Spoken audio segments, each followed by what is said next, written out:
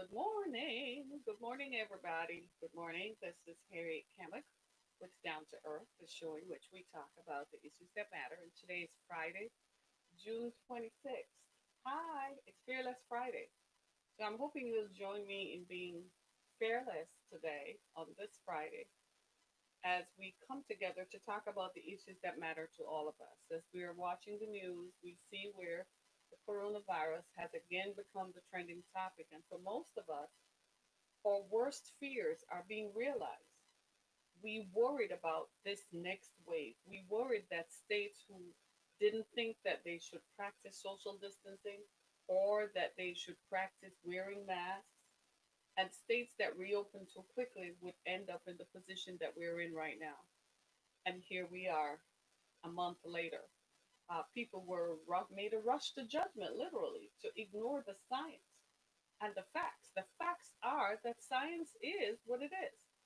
These are individuals who have studied infectious diseases all over the world. Good morning. Thank you. And these are individuals who have spent a lifetime, if you will, studying infectious diseases and watching the models. They've created data that is on a grid, just like your accountant puts your data on a spreadsheet, just like you put your own household budget on a spreadsheet so you can tell how much money you are spending and how much money you are saving. It's the same way scientists take the data on infectious diseases and come up with workable models and recommendations. I have never understood why that was hard to accept from people who say they went to business school and people who say they're intelligent and people who say they work in corporate structures. I've never understood how you could refuse the data that the scientists have put forth, especially as it relates to the coronavirus. If they come out with data about cancer, you're going to accept that, but you wouldn't accept the data on coronavirus. And because of your pig-headedness and stubbornness, here we are today. Your refusal to acknowledge science is now costing people their lives. It's now costing people their livelihoods.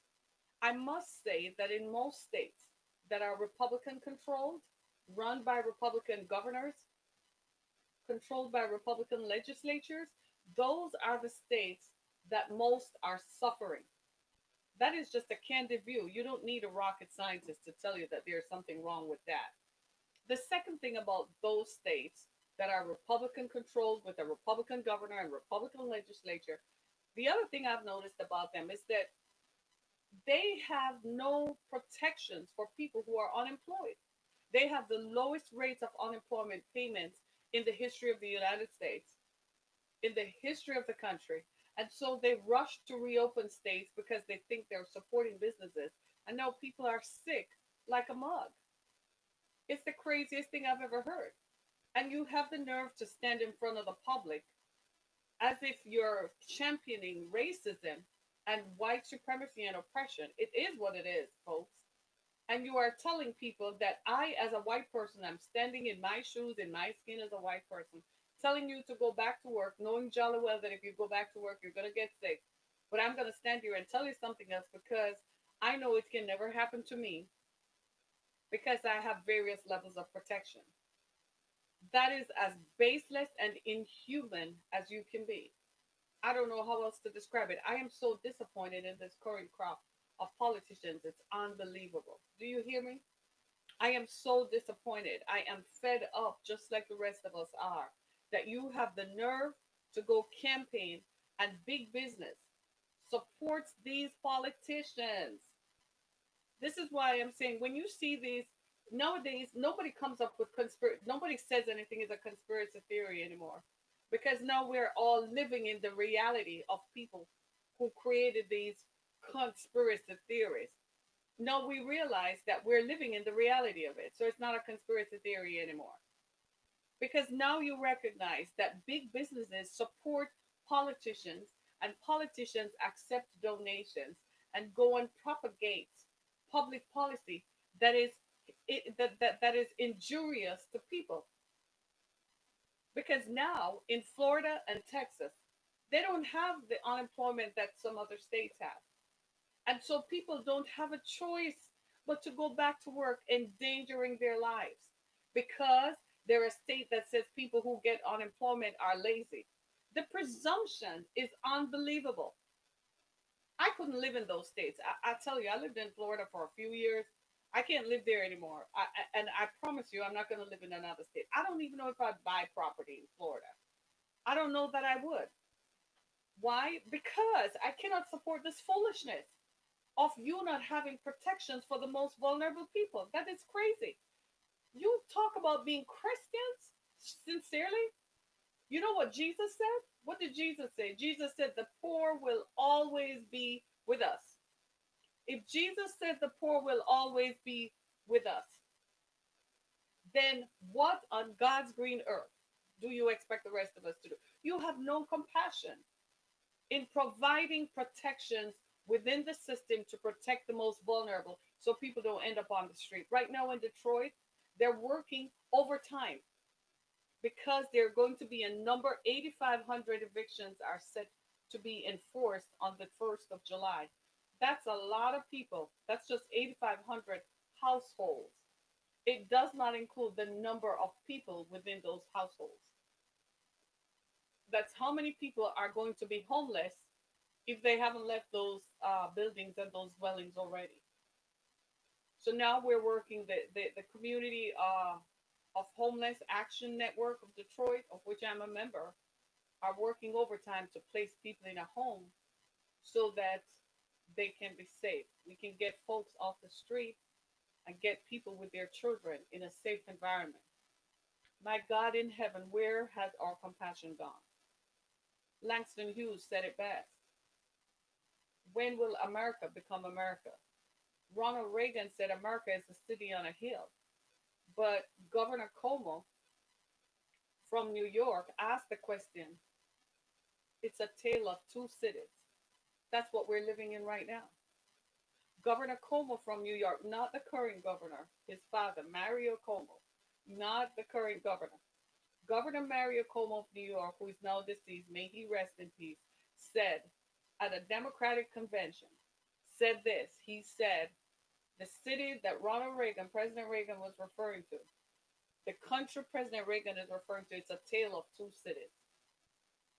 That's what we're living in. That's the reality we're living in right now. The reality we're living in is that America is not the city on a shining hill, the shining city on a hill. It's a tale of two cities. There is an America for the rich and the powerful, and there is an America where people are not powerful and they're not rich, and because of that, the system of white supremacy prevails and makes sure people who don't have power and people who don't have money are embedded and are forced to endure something like a pandemic. And it's almost as if we have no, it's happening right before our very eyes. And we're horrified at the America that is presented. I woke up last night. Did you all wake up to see the current administration, the president of the United States wants to strike down Obamacare? We're in the middle of a pandemic. We're in the middle of people needing health insurance. And you're going to strike down Obamacare and invalidate it, meaning that the 46 million people who lost their job and who had to sign up for health insurance and the people who are sick and getting treatment right now in hospitals will not get treatment, so they will die. Where on God's green earth did you crawl out of? Where did you come from? Are you human? You're definitely not American. I can tell you that. Because the America I grew up loving, the America that I wanted to be a part of, was an America that was very compassionate, was an America that was saw immigrants as a part of the fabric and tapestry of the American fabric. That America is the America I wanted to be a part of. The America that said all are created equal. The America that said if you work hard, you can achieve your dreams. The America that said if you go to school and graduate, you're going to be successful. The America that said you deserve a piece of the pie if you're working to do it and making a difference every day. Where did that America go? Did that America disappear because some politicians determined that they want more of the pie? So they're going to take more from the states, more from the federal government, more and more so that they can continue to enrich themselves and put the rest of us in a scenario like the Hunger Games. Because that's where this is headed right now. We're headed straight downstream to the Hunger Games, where they start quarantining people. I hate that word quarantine because it means they're going to identify sectors and they're going to say, over here is where people are getting sicker and dying more. So you need to stay in your sector. America has divided itself, not because this great ideal was not something it could live up to, but because it wanted to. Suddenly, we were beset by agendas and egos of wicked people who saw nothing but wickedness in their hearts. Yes, you're all wicked. If you want to strike down Obamacare in the midst of a global pandemic, there's no other word to describe it but you're wicked. And I am very sorry if I ever associated with you in the past. I never knew that this could eschew out of you. So you were looking at the rest of us as a piece of meat, as something that could walk up to a polling station and give you a vote. You got to be kidding me. Ain't about to happen. It's over. Pack your bags because it's over. It's done. Because this, my friends, listen to me very carefully. This next stuff that you see running through the streets of America right now, that you see happening in Florida and Texas, it's going to take us out. We're going to watch people literally dying on the streets in the next several months that are coming up, the next few months, matter of days. We're going to be sitting here watching this stuff unfold. July is coming. Watch for the reckoning. And the people, the problem is that the leaders are enshrouded in a bubble. They're not going to be affected. They're going to get on news media that are controlled by white supremacists. So the anchors, and they don't have any, they have to say the script that is in front of them. And they're going to get in front of it and say the problem is not as bad and the problem is controlled. The coronavirus is not going to be controlled. This stuff is going to wipe us out. This is our day of reckoning. We were asleep at the switch. We should have been the leaders to make sure this does not become a problem to our own people right here on terra firma, right here in the United States.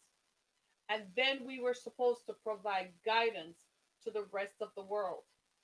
So we could say, hey, y'all, we're neighbors, but look, this is what we did.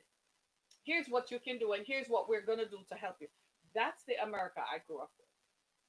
That's the America I wanted to be a part of. The America that was benevolent, that was helping. The America that guarded justice and freedom and liberty. Where did she go? Where did she go? Where is liberty? Where is justice? The coronavirus is showing us who is boss. And the country I love, the country I would die for. If they came to me and said, "Okay, we need all able-bodied people to go," I'm like, I'm signing up. I'm like, where you need me right now? Tell me where. I would go defend the stars and stripes. I love this country. I love what it represents and what it could stand for. But it's asleep at the switch.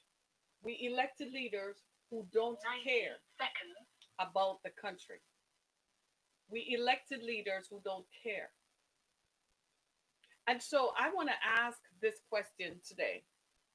I want to ask this question. I want to ask, why is it that America, why is it that America created this stuff? Why? How did we get here?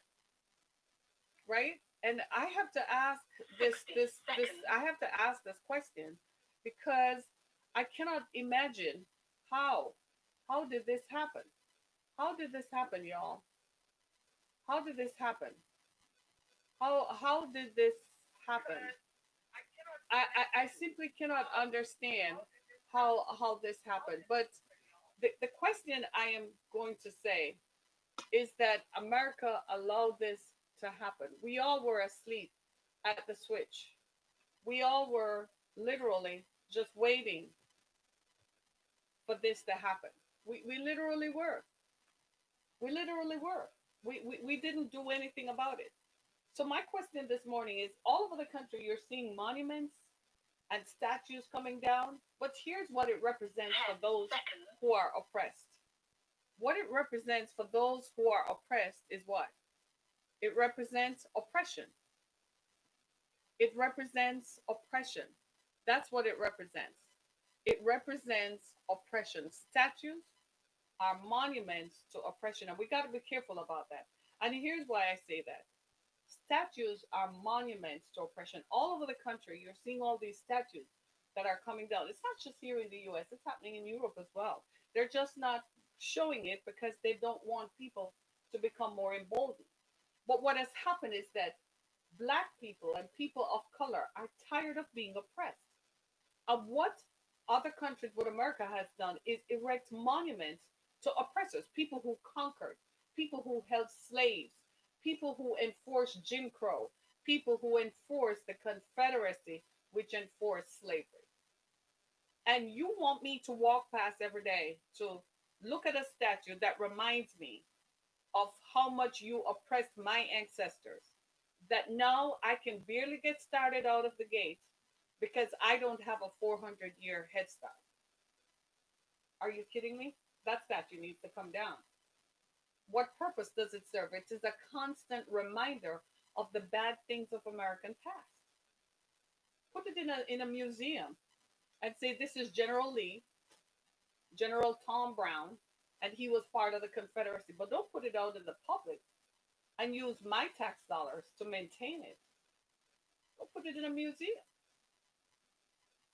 I was reading something last night. I went to look up former governor of New York, Mario Cuomo, because when I was growing up, he was an important political figure. He was well liked and very impressive as a personality.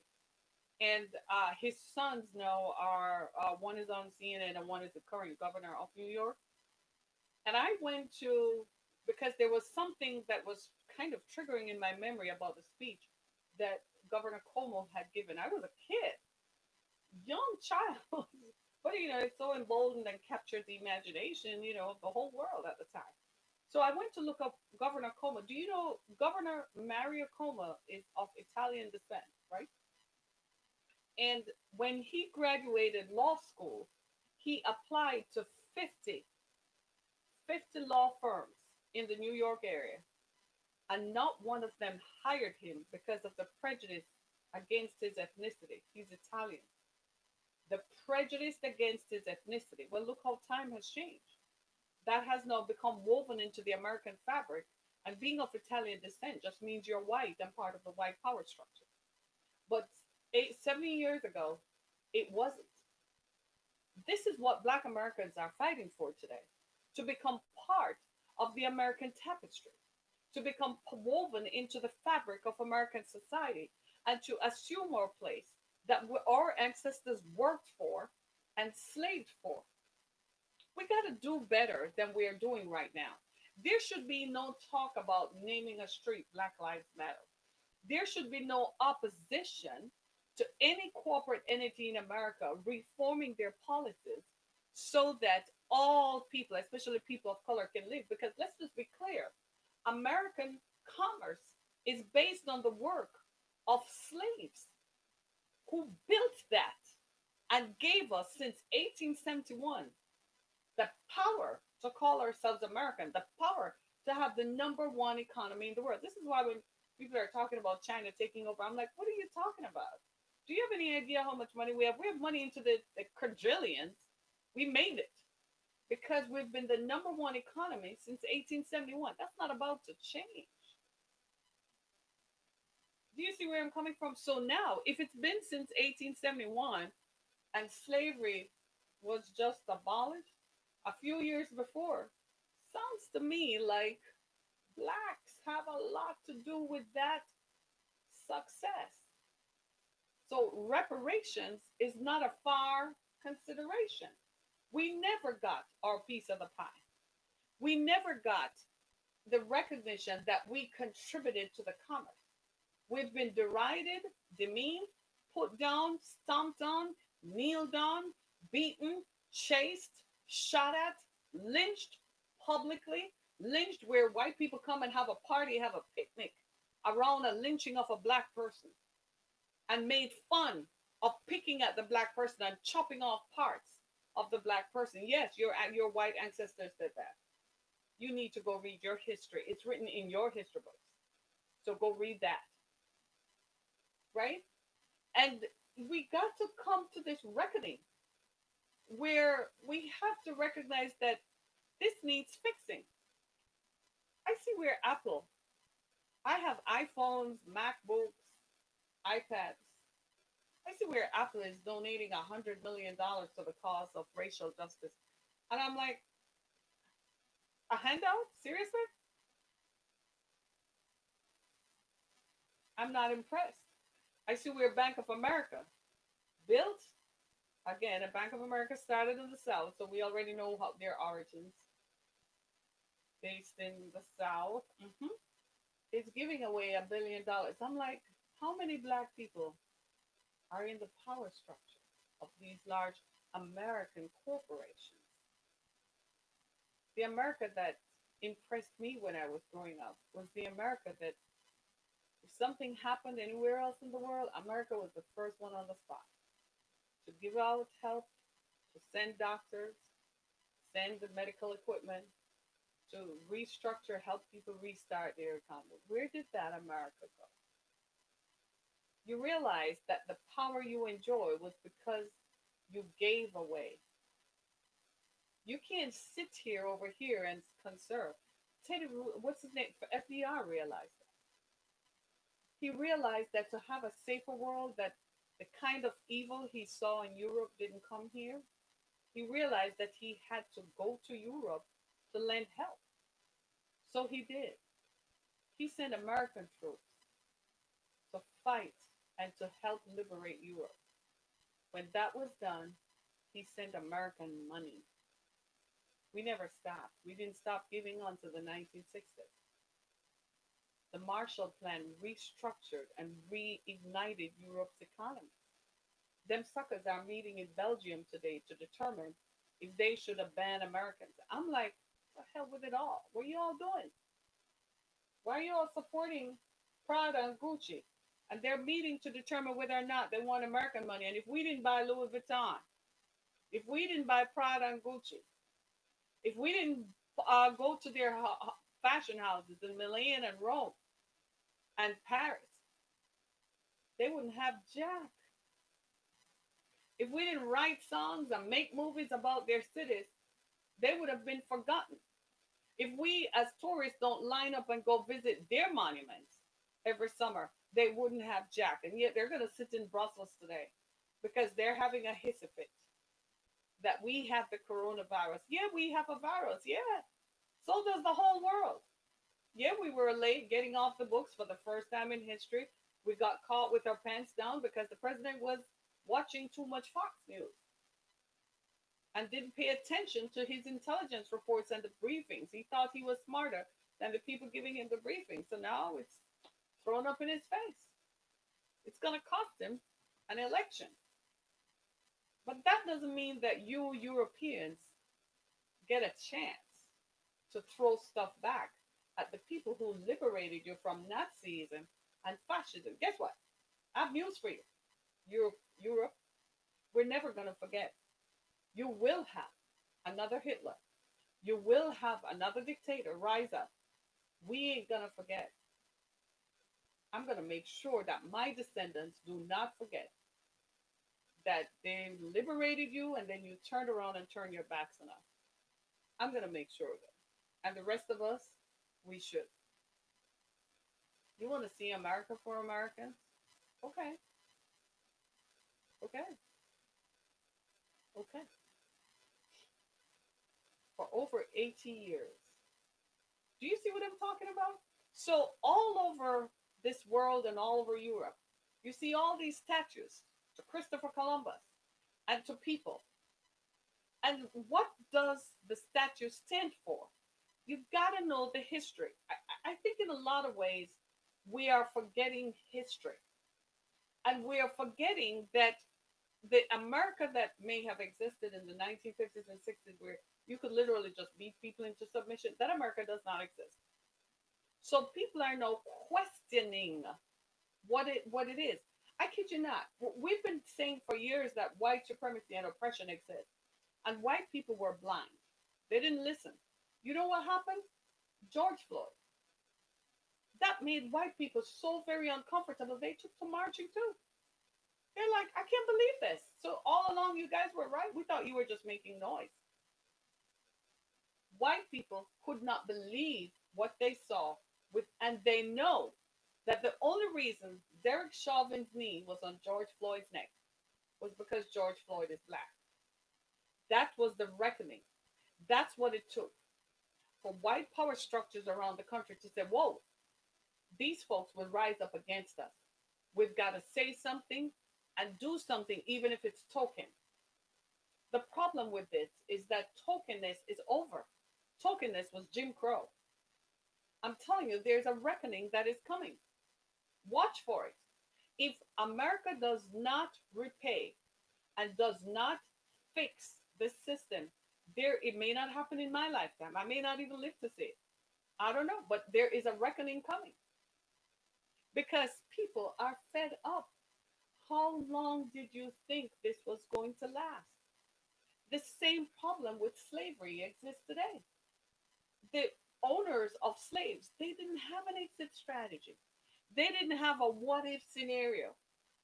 And so slavery, just the people in Africa whom they were stealing people from and kidnapping people, human trafficking, began to resent them when they came and were prepared for them. So they couldn't find labor anymore. It became not feasible. Then within their own countries, people were rising up like, seriously? You went to another person's country and you took people against their will? That's not right. That's just not human. The Bible speaks against that. So within their own countries, they were facing derision. So the slave trade, the international slave trade, was declared illegal and aborted. But you had people over here who were saying, hell no, I want to make some more money. Let me set up my generations. Today, one family in Alabama whose ancestor what brought the last slave ship over from Benin, Africa, his generations today are worth $55 million. If I were a descendant of the people from Benin who lived in that town, I am getting my share of that 55 million. You best believe. Oh yes, you would. You would be paying me up because those folks were brought here and enslaved so this man could continue to make money. Go read the history. Bob Marley said, if you don't know your history, you don't know where you're coming from, and you won't know where you're going. You won't know where you're going. You don't have this history. The past is a guide to the future. The past is a roadmap to the future. We're looking, America, and we're looking at the past, and we're saying those statues are monuments to oppression. And if we allow them to continue, they're going to be part of our future. We can't have that anymore. We can't have a system of systemic oppression. And we've got to recognize that the people who have money and who are powerful, I'm not one of them. I'm just like you. The people who have money and who are powerful need to understand that it's time for reckoning. They need to get that very clearly. That it's not enough to run behind our gated communities. It's not enough to get in our cars and drive off because when they were giving out money after the CARES Act, people who were millionaires and who earned $1 million last year got $1 million. The rest of us got 1,200. Those people got $1 million. That is as inequitable a distribution as could be. That is slavery. That is bringing back slavery. America is built for the powerful and the rich.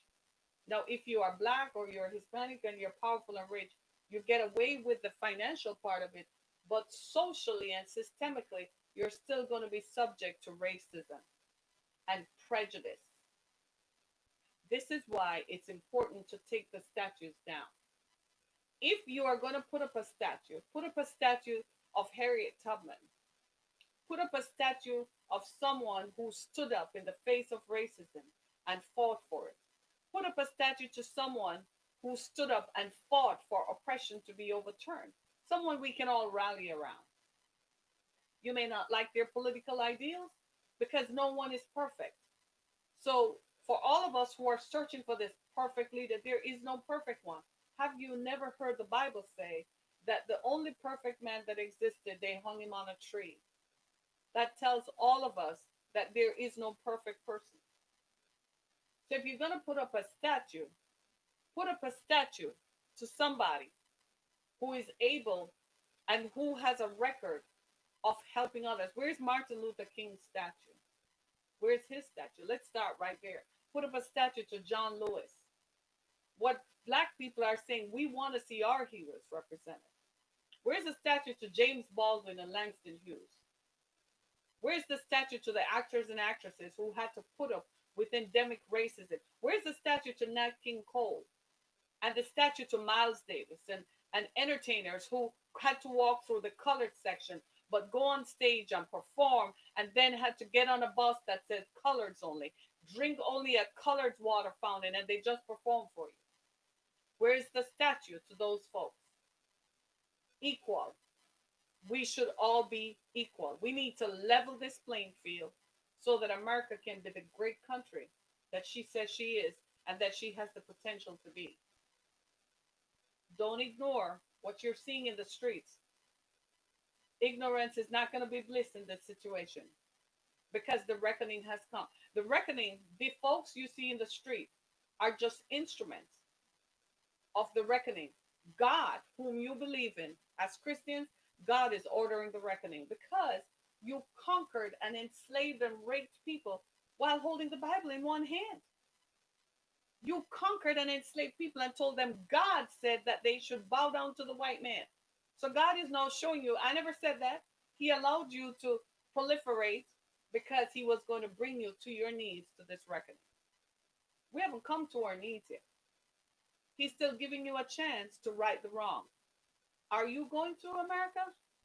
No, you're not. You enjoy your place of privilege and you think it's going to continue. In fact, most of you don't even worship God anymore. You're so rich, it's generational now. You are like, we don't need God. We have money. We can go buy health if we want. Today, we can get an organ transplant and still tick tock, tick tock. Get a new heart, buy it from somebody. Get a new kidneys, get a new lung. Buy it from somebody. You have the technology now. You have fresh drinking running water in your homes. You have electricity. You have more than you need. Your generations are rich 125 lifetimes. So you don't need God. And God is sitting there watching and saying, okay, I'm about to show you who's really the boss.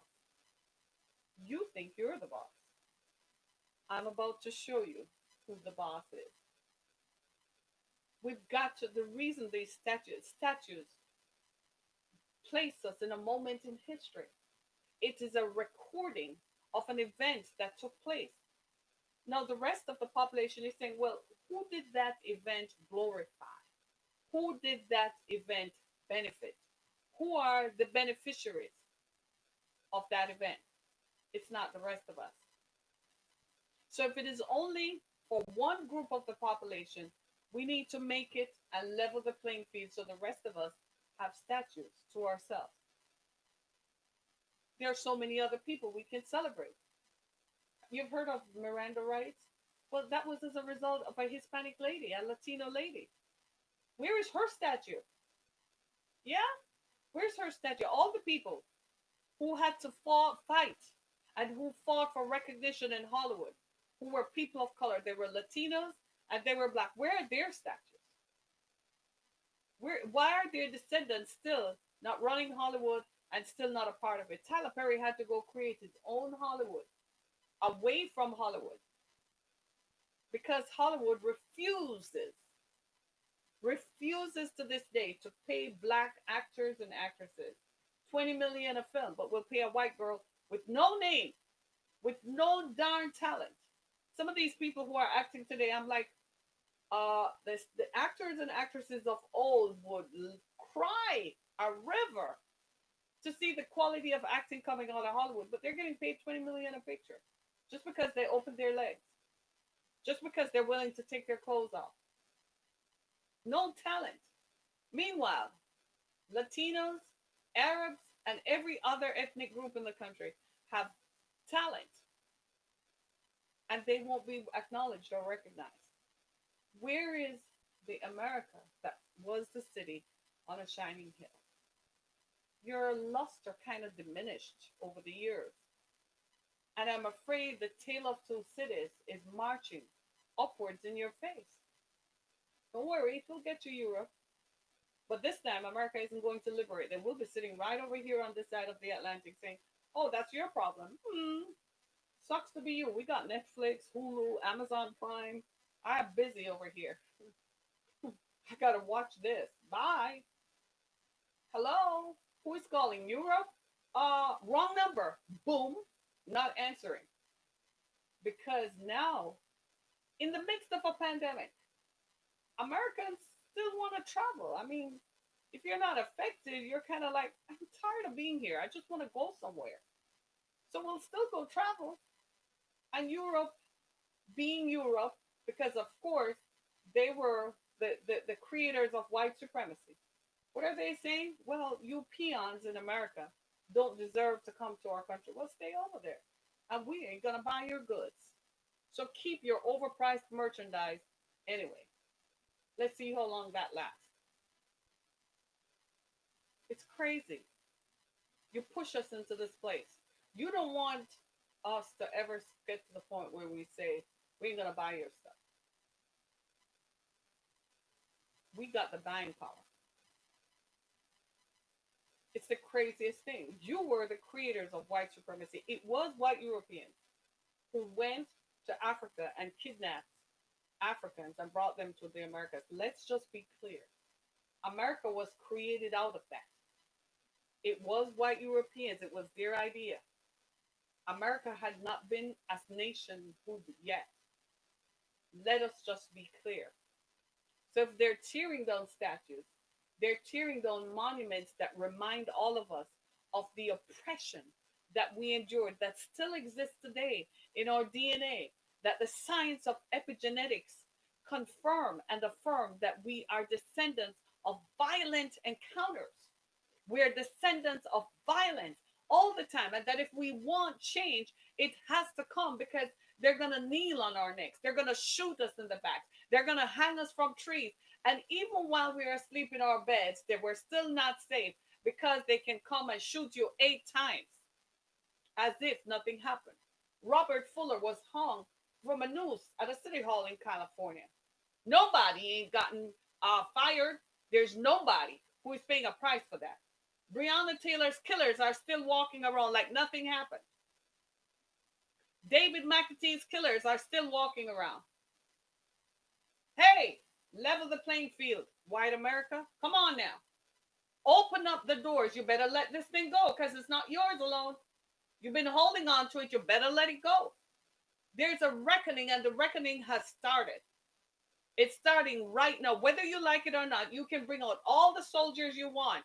People are going to be willing to give their lives up because they have had enough. After all, they're saying, what do I have to lose? Go back to oppression? Go back to being kicked out because they lost a job due to a virus that did not even originate in America. The virus didn't come from America. It didn't even originate here. It came from somewhere else that you could have controlled, but you let it run its course. And then you want to strike down healthcare. So vulnerable people right now on ventilators, vulnerable people who are sick right now, and those who have not yet gone into the emergency room, who will by the end of this day, by the end of tomorrow, you're going to strike it down. All right, get ready, get ready, get ready. It's happening. Whether you are ready for it or not. I'm watching the state of Texas, and I remember how that governor and Senator Ted Cruz laughed at the rest of us about wearing masks, laughed at the rest of us about social distancing, laughed like it could never happen in Texas. Guess what? Texas is about to be inundated. They are out of ICU beds in Houston. They're out of ICU beds in Austin, Texas. Out completely. 108% out. But they were laughing a few months ago that this was a hoax and that this was a made up scenario.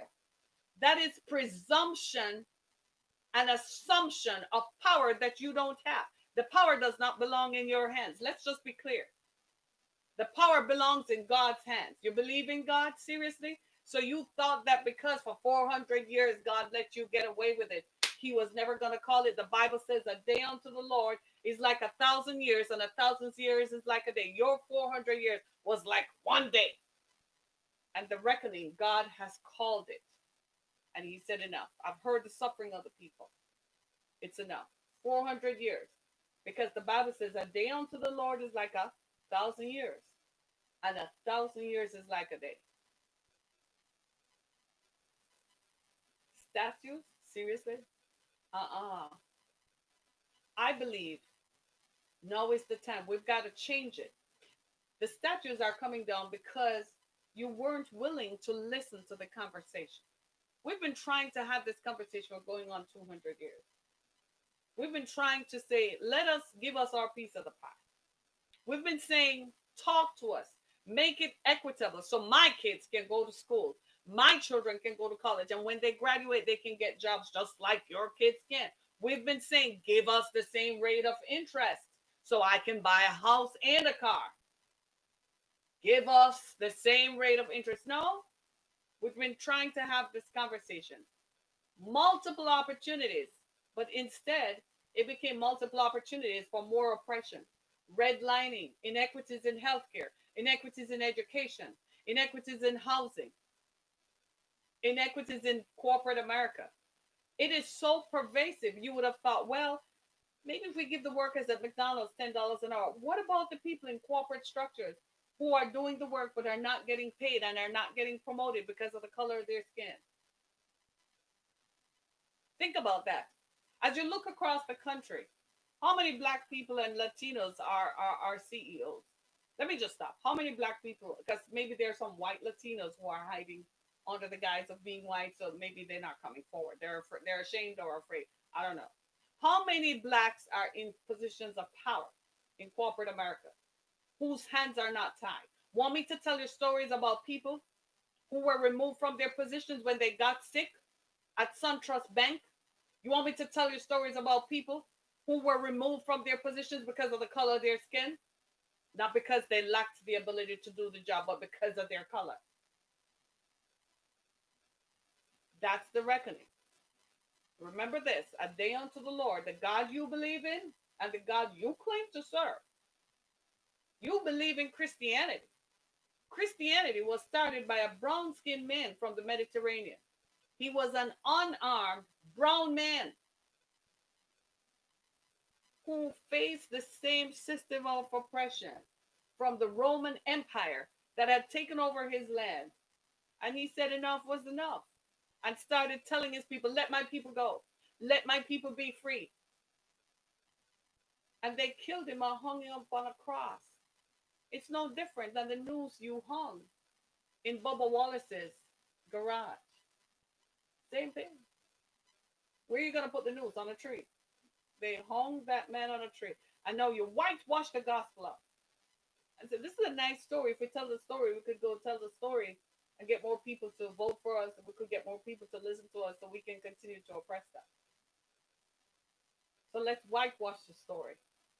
When I was growing up, every depiction of Jesus was a white man, blonde hair and blue eyes. I kept reading the Bible like, wait, I thought Israel was in near to northern Africa, near to Egypt.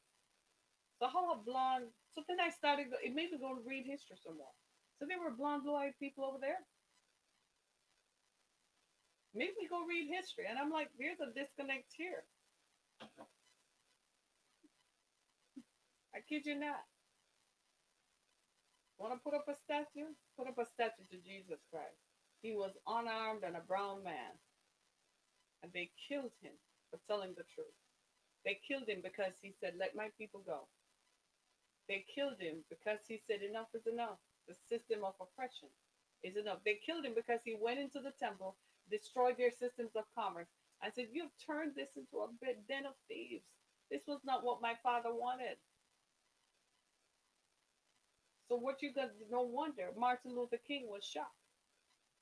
Medgar Evers and all the freedom fighters, they were shot and killed. because they dare to echo the same things. Let my people go.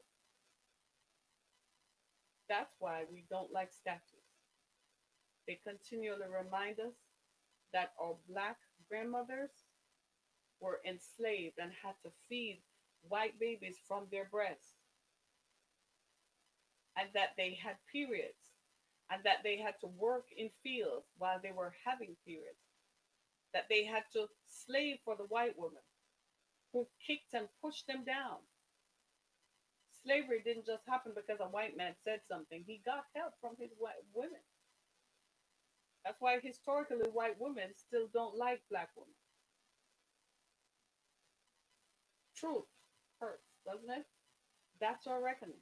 America, that's us. That's all how we started, and we gotta fix it. So if the statues are coming down, you need to take a break, sit down, and ask yourself, what does that statue represent? Does it represent the best of us? Does it make us the city, the shining city on a hill? Or is that statue a replica of the tale of two cities? My name is Harriet Kimmick. Thank you so much for joining me. This has been another episode of Down to Earth. Continue to enjoy my programming on iHeartRadio, Spotify, Google Podcasts, and Apple Podcasts. While you're out today and while you're shopping, get a copy of my book, Through the Fire. Help us to make a difference to people who are suffering from violence. We need this money. We need your support to help us to keep our shelter going. Thank you so much. It's Through the Fire. It's available on Amazon.com and BarnesandNoble.com. For more information, please visit my website, www.harrietkammer.com. And for those folks in Belgium today, we're taking notes. Just know that we are taking notes on this side of the pond. Thank you so much, everybody. Be blessed. Hey, thanks so much. Be blessed.